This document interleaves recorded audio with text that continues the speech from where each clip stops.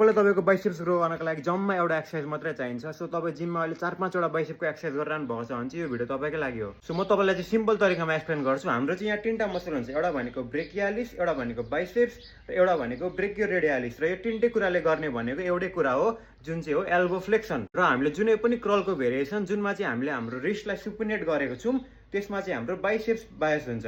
So preacher crawl, Bayesian crawl, normal dumbbell crawl, यो सबै क्रलहरूले चाहिँ तपाईँको बाइसेप्समा बायस हुन्छ। र तपाईँलाई तपाईँको ब्रेकियालिस बायस गर्नु छ भने चाहिँ any form of hammer crawl जुनमा चाहिँ तपाईँले तपाईँको रिस्टलाई थोरै प्रोनेट गर्नुभएको छ, यसले तपाईँको ब्रेकियालिस बायस हुन्छ। र तपाईँलाई ब्रेकियोरेडियालिस बायस गर्नु छ भने चाहिँ यो रिस्टलाई प्रोनेट गर्नु पर्यो यसरी रिभर्स क्रलमा, जुनै फर्म अफ रिभर्स क्रल, किनभने तपाईँले रिस्ट एक्सटेन्सन गर्नुभयो भने तपाईँको यो ब्रेकियोरेडियालिस पर्यो। त्यही भएर तपाईँलाई तपाईँको बाइसेप्स मात्रै ग्रो गर्न छ भने चाहिँ जम्मा एउटा एक्सर्साइजले इनफ हुन्छ, 2टासम्म गर्दा ठिकै हुन्छ। अब एउटा जस्तै अब प्रिचर क्रल एउटा सर्टेन पोजिसनमा च्यालेन्ज भयो, एउटा लेन्थेन पोजिसनमा च्यालेन्ज भयो, गर्दा पनि भयो, गरिराख्नु पनि पर्दैन, गर्दा पनि भयो।